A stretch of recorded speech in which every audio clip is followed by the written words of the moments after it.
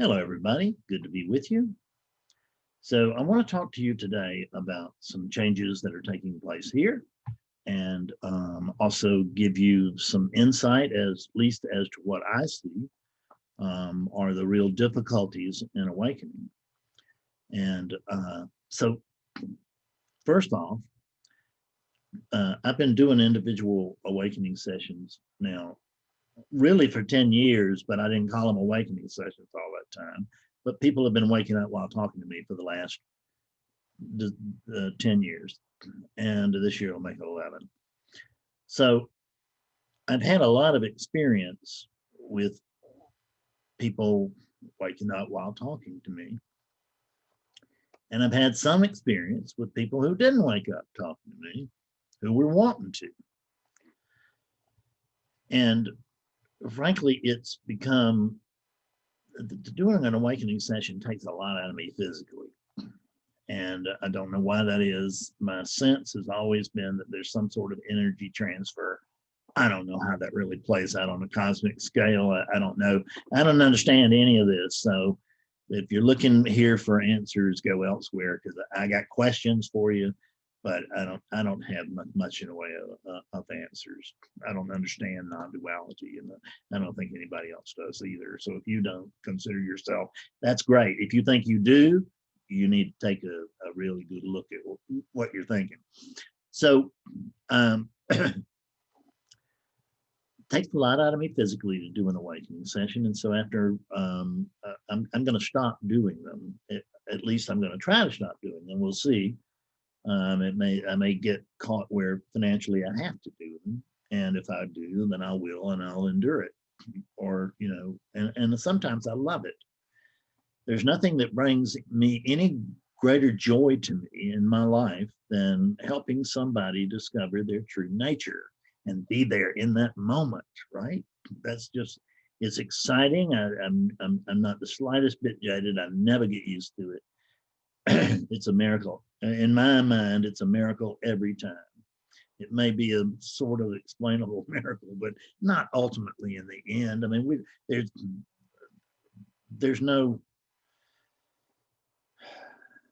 stating why they work, why awakening sessions have tended to work in the past. But because they take so much out of me, and I'm just going to hang up that part of my teaching, I think. I will still be doing skillful means sessions, like this one going on now. That's too late to join, but it's just one's going on now. And it's the second one, and we've had tremendous success with these things. And so that will now be the means by which you will be able to awaken through this teaching anyway.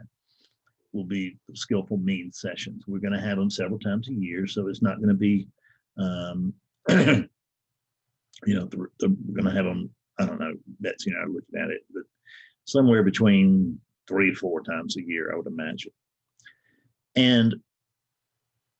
But now that I'm coming to an end of having to do these sessions, and I look at the tremendous record of these first 2 sessions, where the vast majority woke up in the first session. I mean, you could just watch them. It was like, if you can imagine the Zoom squares, if you've ever been to a Zoom room meeting where there's all the little squares, then it was like what I described. It was like Hollywood squares. This square would light up, and this square would light up, and this square would light up, and pop, pop, pop, oh, and it was just it's marvelous to watch.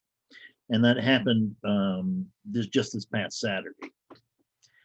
And the percentage of people awakening in those is at least as high as people waking up in one-on-one sessions.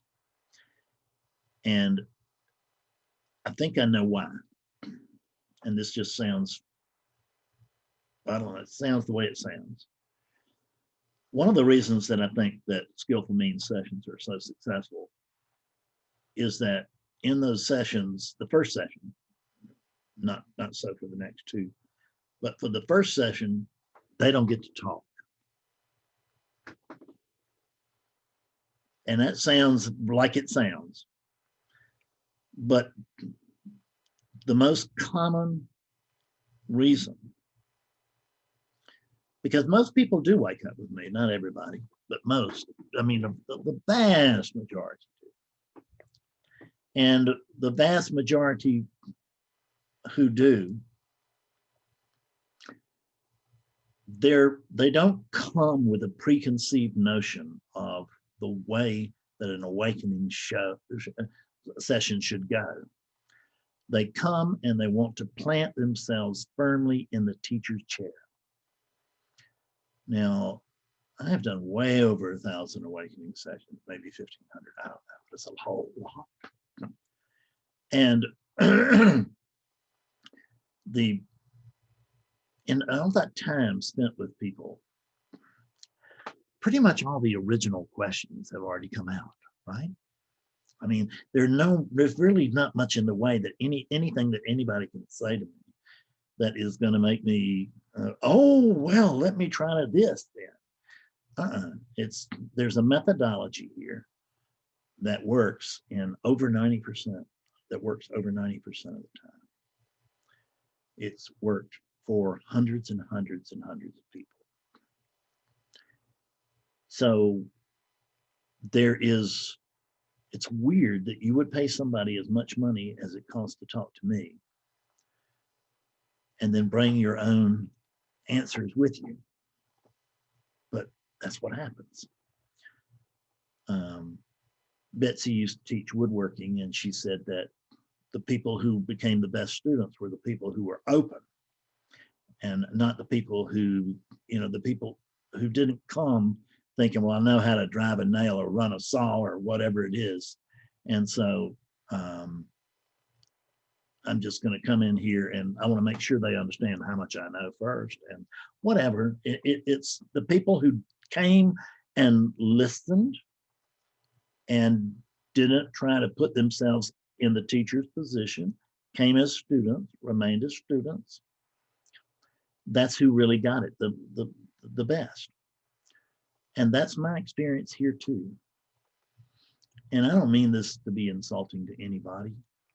I understand that we want to have input in everything because there's a sense of command and control. And there's a sense that he doesn't understand me. But I had hundreds of other me's in that same chair. And there's just nothing original to say. Fred, you don't get it because or how about this, Fred? Let me ask you this question. And I understand all that. And I did the same thing with Adyashanti, I can remember. I did exactly the same thing. I tried to come across as Mr. Know-it-all. I was already awakened. But and he had recognized that on the phone. And when I met him in person, when I met him it wasn't one-on-one, it was big thing, big intensity, he calls them. And when I met him, but I talked to him live, hell, I wasted most of my time trying to show Aja just how awake I was and make sure that everybody else in the crowd knew it too. It was, the conditioning couldn't be stopped. It didn't make any difference how awakeness was at that moment. The conditioning just couldn't be stopped. And that's what we're really talking about here, is conditioning. There's nothing whatsoever personal in this. There is never anything personal in this teaching because there's no one here to get personal and there's no one there to be personal to. This is strictly me on me. In other words, this is awakeness on awakeness. Awakening sessions are awakeness working with itself. It's the only thing that's possible. So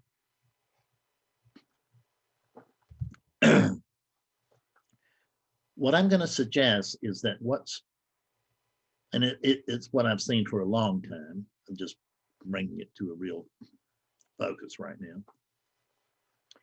is that what is stopping you from waking up, from seeing things as they truly are,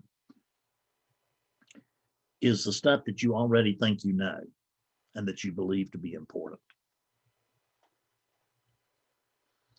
I will tell you that I've had this conversation with countless students. I have said, so the truth is, prior to our own awakening, did you and I actually know anything about awakening? The answer is always no. No one has ever come to me and had an awakening and said, well, thanks, that's just about what I was thinking. It doesn't work that way. I call this the backwards teaching because that's the truth. It works exactly backwards. And the reason that for that is the fact that awakening occurs exactly backwards. The one who wants to wake up is not the one who does.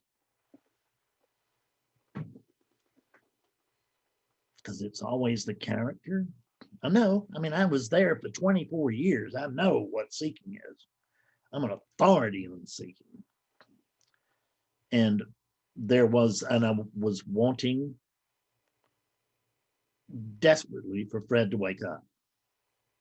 And I was assuming that this meat would wake up when Fred did. Because I figured that Fred was that I was absolutely sure that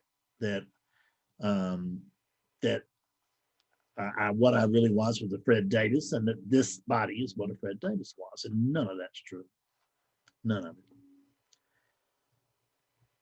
So coming in to a session, and I'm not, and I'm just, I'm now not talking about my sessions. I'm talking about just you and your experience in the non-dual world when you get with another teacher, or you come to a satsang here with me, or you whatever. Please don't come as a knower. And I know that many of you did the same thing I did, as you read a library full of books about this, and you had conversations about this, and you dreamed about this, and you thought about this. And we get the idea that we kind of have it. I've almost got it. I really do. I've almost got it. It's just that I may even have it. That's the way right? I may even have it. I may even have it better than this person does, and I'm not. And they may actually need my help. So my phone just went off. So let me just stop that there. They won't bother us anymore. I don't think.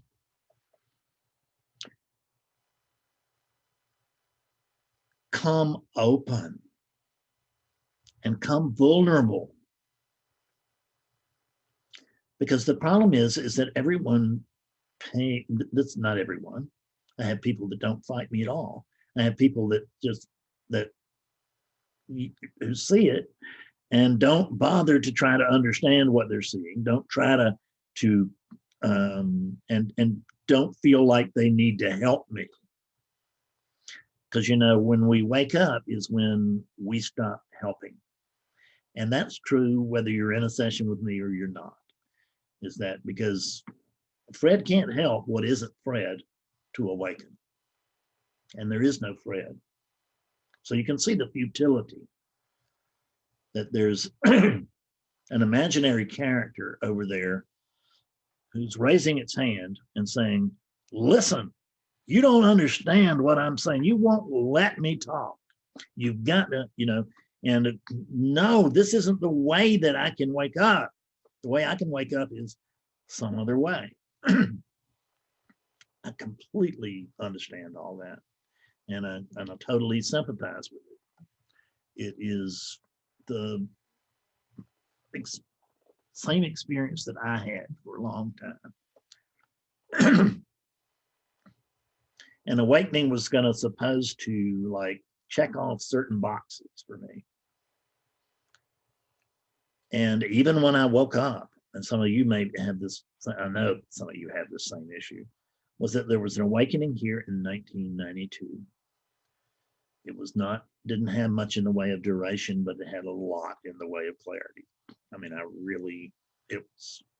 It was an authentic spiritual awakening. And there was, because I was so far away from the truth at the time that the truth sought me, there was a little bit of the angels and trumpets thing. And the moment after that awakening occurred, or shortly thereafter, what was seen in awakening is that there's no Fred, that there's no Fred here now, that there's never been a Fred. There's no Fred. So there's no Fred to give up. There's no Fred to give up its control. There's no Fred to surrender.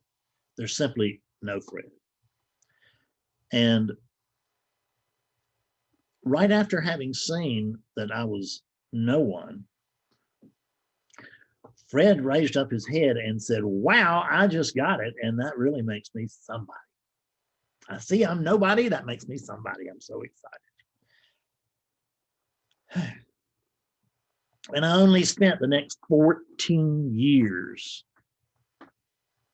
trying to get that back. But I want you to notice that what woke up was not a Fred. It was the ego did not wake up. There's no firm ego anywhere. But there's a sense, there are patterns. But ego can't wake up because, number one, it's not really there. There's no solid thing in the middle of that, of the patterns. It's just patterns that appear to work together. That doesn't have the capacity to wake up. Those thoughts, they don't have the capacity to wake up. This meat here, it doesn't have the capacity to wake up. It's just like me trying to wake up this glass. So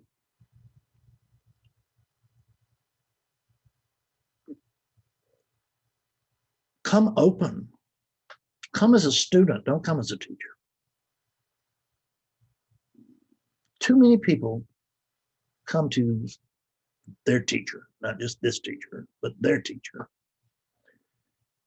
as the almost like you, and which is, I get it, we're exactly alike. But there is a certain clarity over here that notices that there's a certain confusion over there in every awakening session that I hold. I've seen that.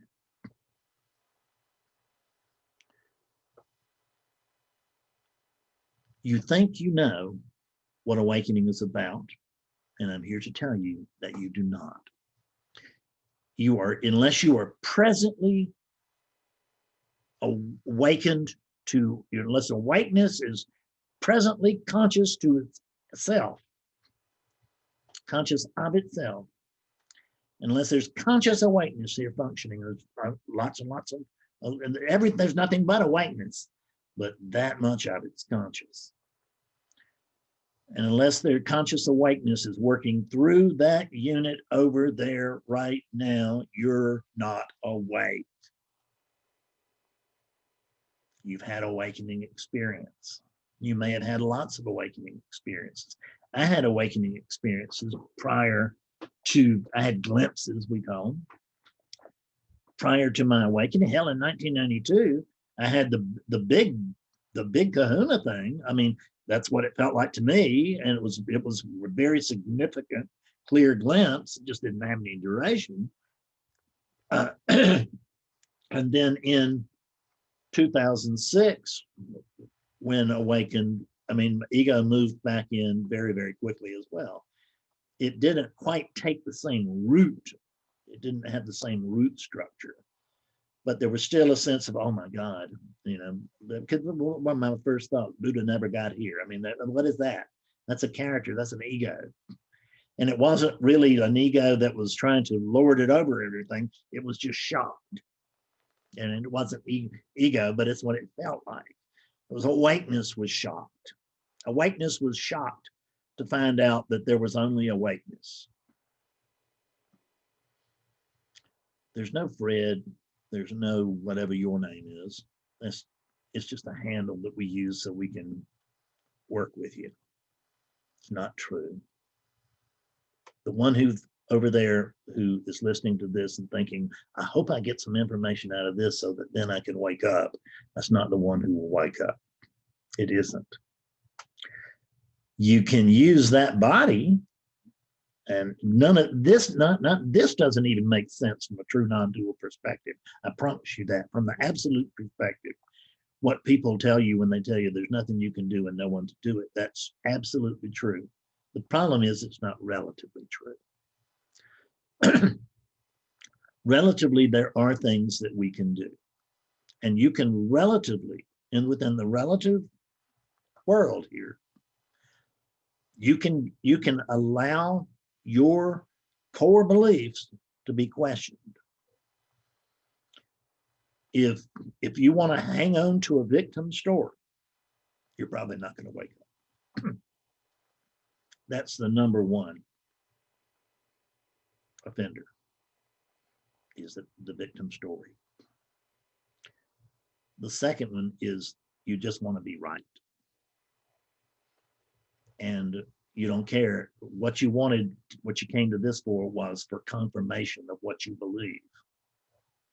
And the confirmation of what you believe will bring you just more of what you believe.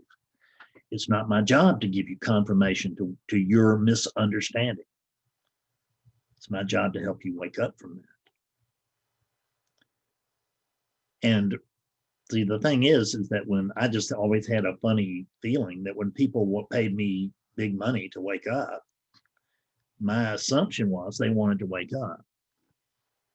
And it was that they didn't want to wake up this way or that way. They just wanted to wake up. And what I've noticed is that after people wake up, they don't care how you got there. They don't care if it was sweet and gentle and lovely, or if you took them by the collar and shook them. It doesn't make any difference. All that kicking and screaming, I just have to love you more than I need you to like me. And that's the truth. And that's what's always been the case here. And it still is. But I'm worn out. You have worn me out.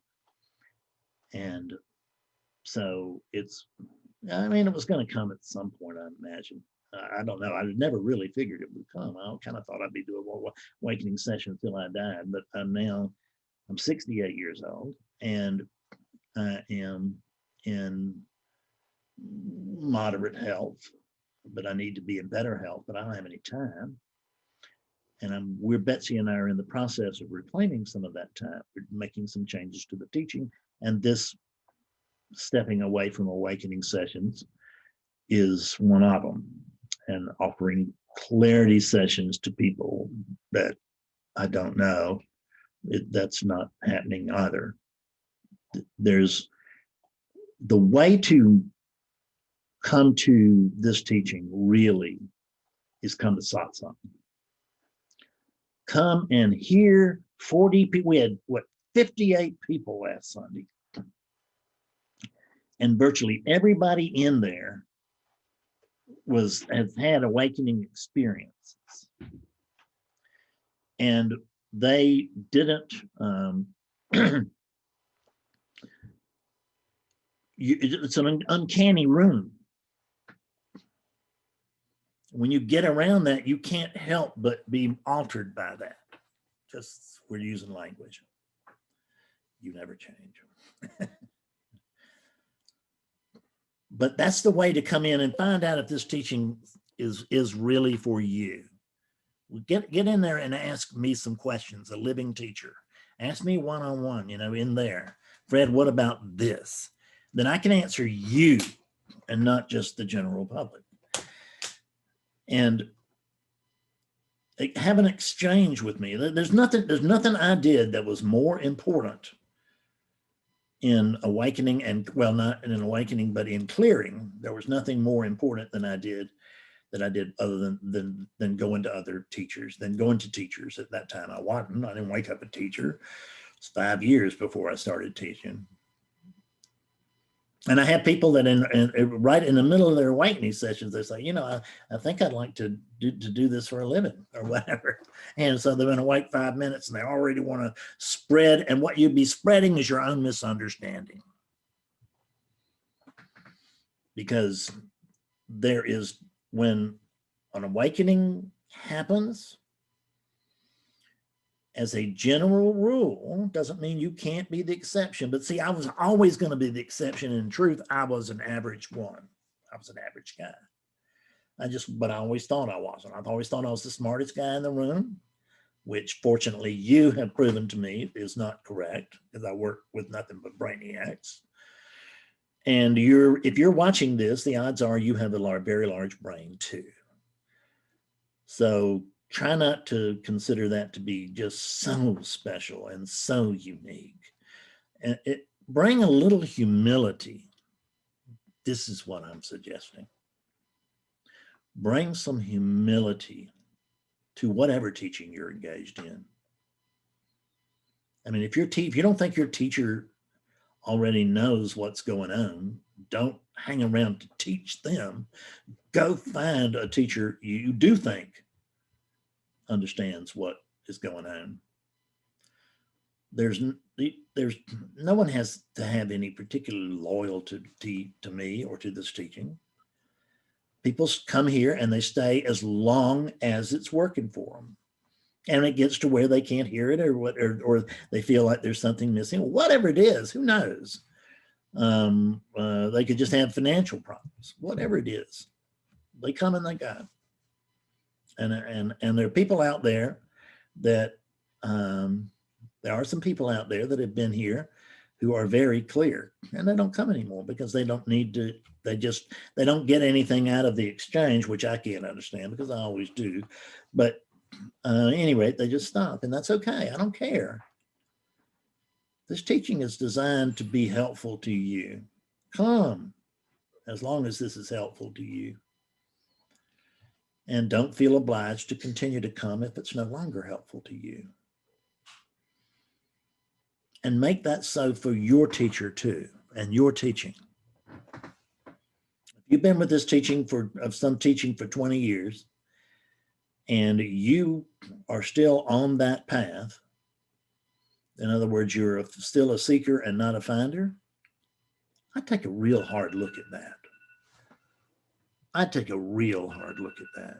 There's my midday meeting alarm. So I have a meeting in 10 minutes.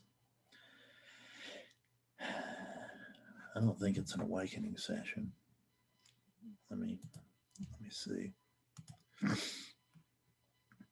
No, it's not, fortunately. It's with someone who's already awake. So this will go smooth. This is so much easier to know that I'm going to be talking with somebody I already know, somebody who's, quote, already got it, and we'll be able to converse at a reasonable level together as friends. And that's what this teaching is about. It's becoming friends.